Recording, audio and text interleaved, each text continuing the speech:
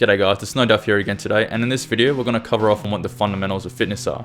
Firstly, the reason why we need to understand this is so that when you're conducting anything from a simple training session on your own, all the way up to trying to comprehend a complex 6-month fitness program, you need to understand the fundamentals of fitness so that you understand why this program works for you. Because a long time ago I heard a good saying, find out the why and the how becomes easy. Also, when you follow the fundamentals of fitness in your training, you won't just achieve results, you'll achieve optimal results. So here's a few things we're going to look at: overload, overtraining, recovery, specificity, individuality, reversibility, and periodization. But before we begin that, I want to cover off some definitions that you need to understand. Volume is the amount of work. Load is the weight you're adding to that work. Intensity is how hard you're going to tackle that work. And the frequency is how often you're going to do that work. So the first thing we're going to talk about is overload. Overload is defined as the principle of overload states that a greater than normal stress or load on the body is required for training adaptation to take place. The body will adapt to this stimulus. Once the body has adapted, then a different stimulus is required to continue the change. In order for a muscle, including the heart, to increase strength, it must be gradually stressed by working against a load greater than it is used to. So in other words, you have to make sure you're working harder than your resting rate in order to see improvement.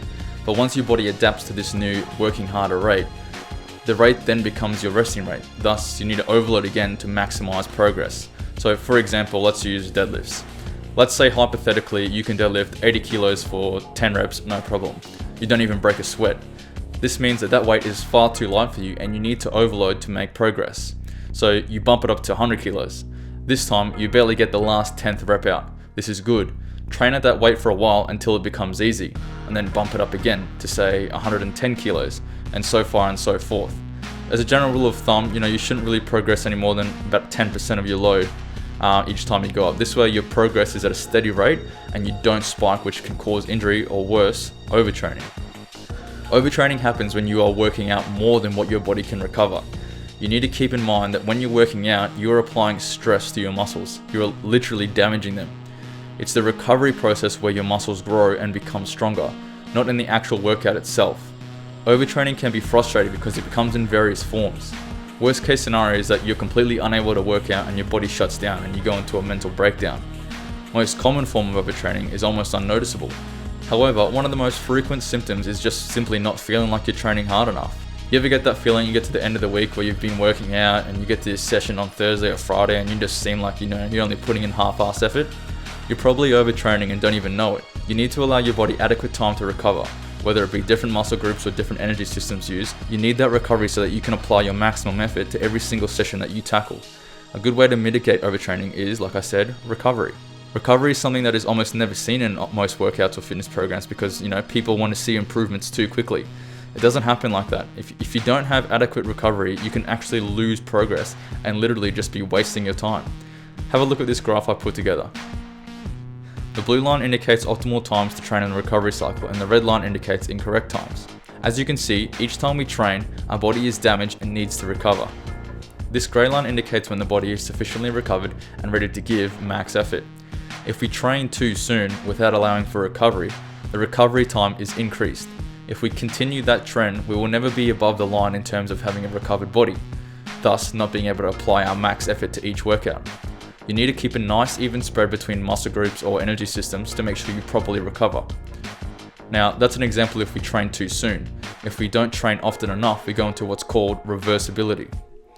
Reversibility is pretty much just a fancy term for losing gains, bro.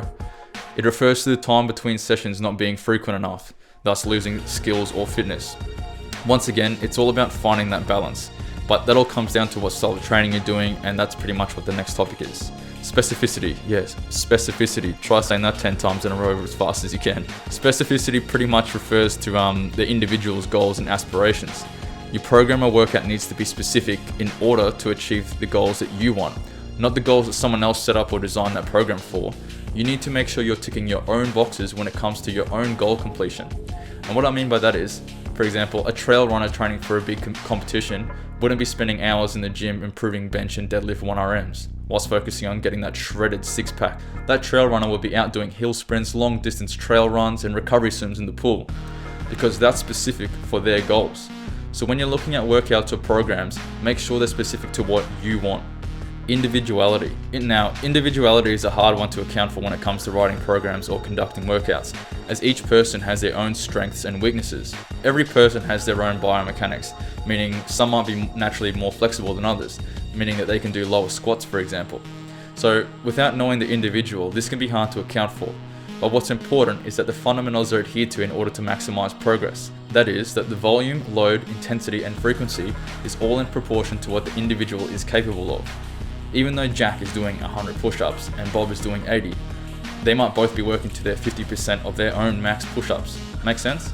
Now, how does it all come together? How do you make sure you're training at the right times with the right workouts to maximize progress and minimize injury?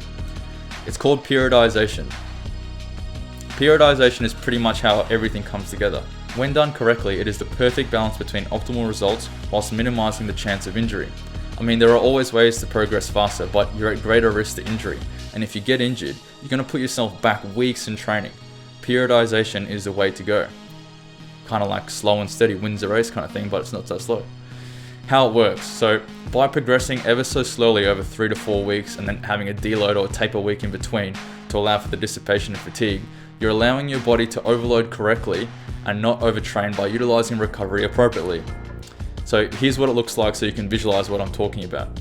So here's this little graph. I'm using running as a hypothetical example and the distance is indicated in blue. As you can see, in week 1 you run 5 kilometers, week 2 10 kilometers, week 3 15 kilometers, and then in week 4 it comes back down to 10 kilometers. The 4th week being the taper week, allowing your body to recover while still maintaining activity. Now, the following week will kick off again where the 3rd week ended, being 15 kilometers. Notice how they're the same distance, yet you're still going up, and that trend pretty much follows all the way through, allowing your body to progress at a safe rate to avoid injury. Now, by the end of it all, you can see just how far you've come from the beginning. This is also a great tool to monitor your progression to make sure you're consistently getting better. And this only scratches the surface of periodization. There's so much more to it, like your meso and macro cycles, prepping for competitions, etc. But ladies and gentlemen, periodization. And that's all for this video, guys. I hope you now know a little bit more about the fundamentals of fitness so that when you attack a workout or read through a 6-month fitness program, you can see if it's right for you by cross-checking it against these fundamentals and making sure you don't get ripped off.